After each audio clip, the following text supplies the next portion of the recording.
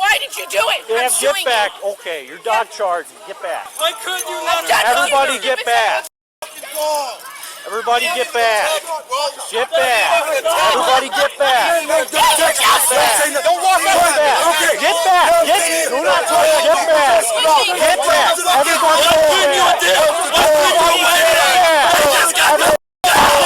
Everybody get back. Okay, I appreciate it. Get back.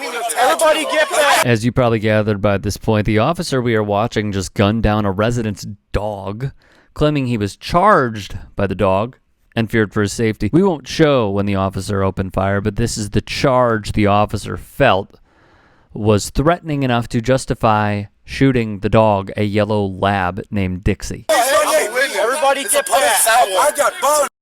What you talking about? Okay, I got you on camera,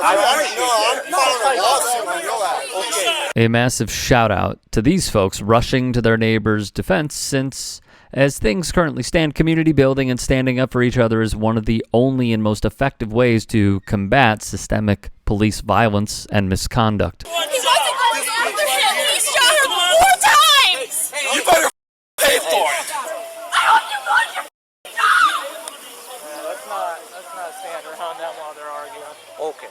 So what ended up happening? After getting escorted away from the neighbors, the officer, Elliot Palmer, conveniently mutes his body cam as he seems to explain his side of events to a supervisor for an entire minute, and we'll never truly know what they discussed, as well as how Palmer may have manipulated the sitch to cover his own behind. Hey, I'm boogieing out of here.